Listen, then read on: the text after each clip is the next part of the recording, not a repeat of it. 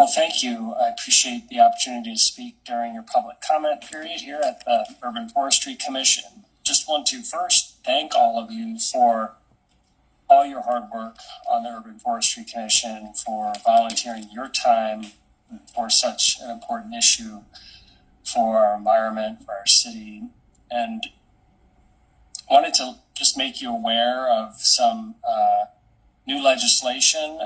The Tree Protection Ordinance, which was adopted by the City Council, I did not vote for that because for several reasons, one of which is I didn't feel like all of the recommendations from the Urban Forestry Commission were incorporated into that ordinance. Since then, we had that spectacular incident in Northeast Seattle in Wedgwood.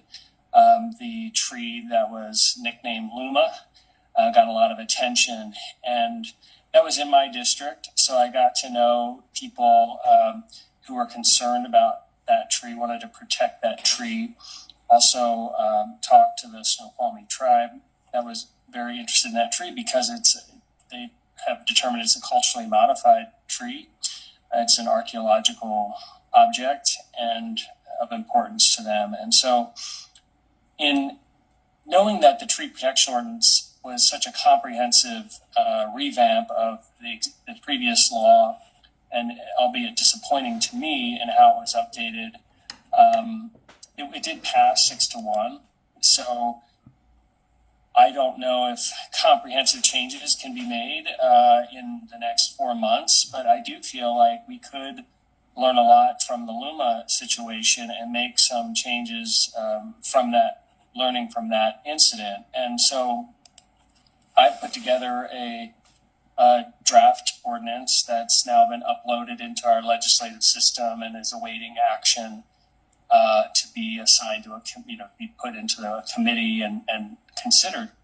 And it does a few things. The proposed ordinance would basically require Seattle Department of Construction and Inspection to be checking in with the State Department of Archaeology and Historic Preservation, DAP, to make sure that a particular tree is not an archaeological site or object or a culturally modified tree. So that's already technically required, but it obviously didn't happen with the Luma tree. So learning from that, putting in the Seattle Municipal Code that this due diligence needs to occur, and that's really important to the Snoqualmie tribe, I know, and so that is one change that would be proposed. Another is that if there were a driveway that is proposed as part of the plans, and that driveway is what would be removing a tree, then the ordinance would say, you know what, you don't have to have on-site parking here. We'll waive that to save the tree.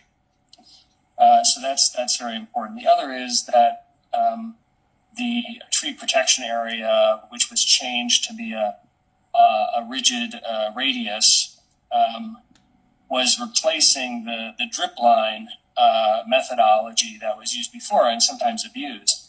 So the ordinance that I propose would basically say, let's protect the tree. Let's use whichever methodology is better to protect the tree. So these are three small but mighty changes that we could make to learn from the Luma incident. It doesn't fix all the problems that some people might identify with Seattle Municipal Code and the Tree Protection Ordinance in place now, but it is a step forward, I think, an improvement. So I just wanted to make you aware that legislation has been written. It's been uploaded into our legislative system. And I hope that my colleagues will choose to act on it, and then we can have more debate in the public realm about the specifics once it's formally introduced. So thank you for your time. Thank you for that, Alex, and for all the work that you're doing to help maintain our urban forest. And that's great. Is there a way that we're able to see that ahead of time or not till it becomes public? Yes, it is. It is on my website. Okay. Yeah, it's on my website, and So just go to that and then type in tree protection, and it'll be my 3-year blog post on trees there. It should be in your inbox also, Becca. Great. Josh asked me to forward it to Commissioner, so for discussion today. Perfect. Thank you. Steve, you were going to make public comment?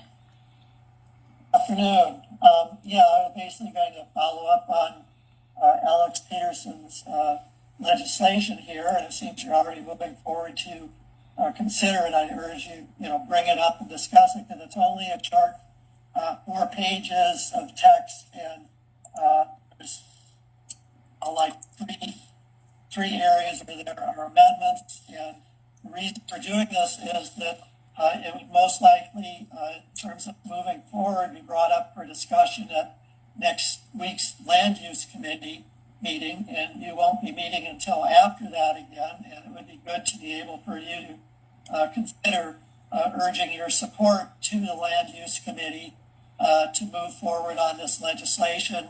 Very, very timely. And one of the items is actually on your agenda in that amendment, which was the Director's Rule 11/2023, which you're discussing, which includes this tree protection area. And language is actually very simple on the tree protection area is being defined under Alex's legislation here is tree protection area basic means the area surrounding a tree in which evacuation and other construction related activities must be avoided unless approved by the director. The area is delineated using either the drip line of the tree, which may be irregular in shape to reflect variation in branch outer limits. That's what it was in the previous ordinance.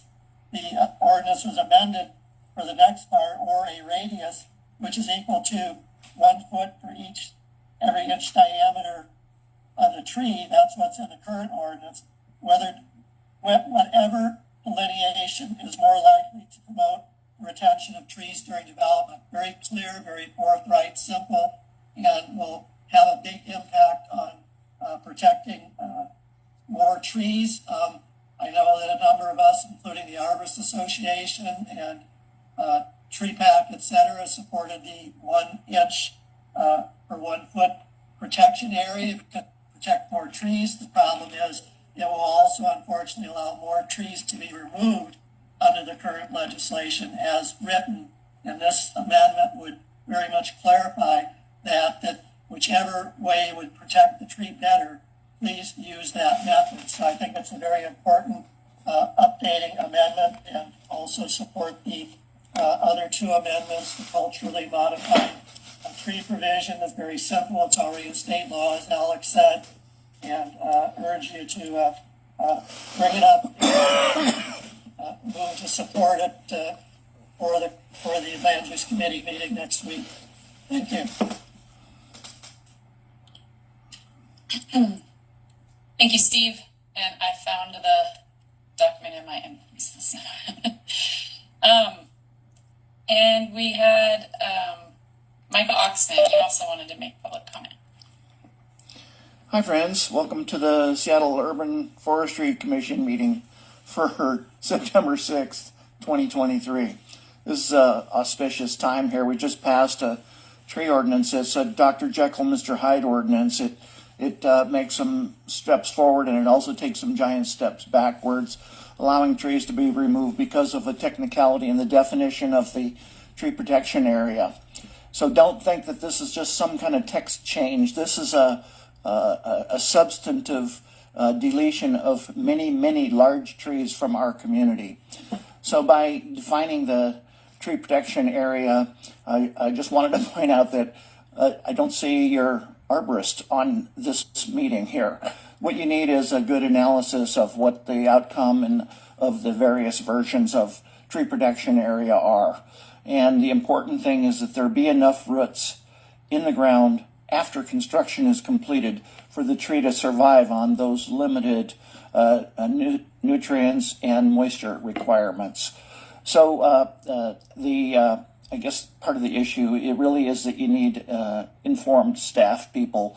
For example, your arborists in the Department of Construction and Inspection to analyze the survivability of the tree. I just want to point out that the elm tree, which was the largest English elm in the city of Seattle, and there was a big battle in the hearing examiner's office to protect that tree. That tree is now gone and dead 5 years later after the construction project. So you just cannot put these big buildings right next to these big trees. And what that means is the city council has said that we're going to put up these big buildings, these 34-foot high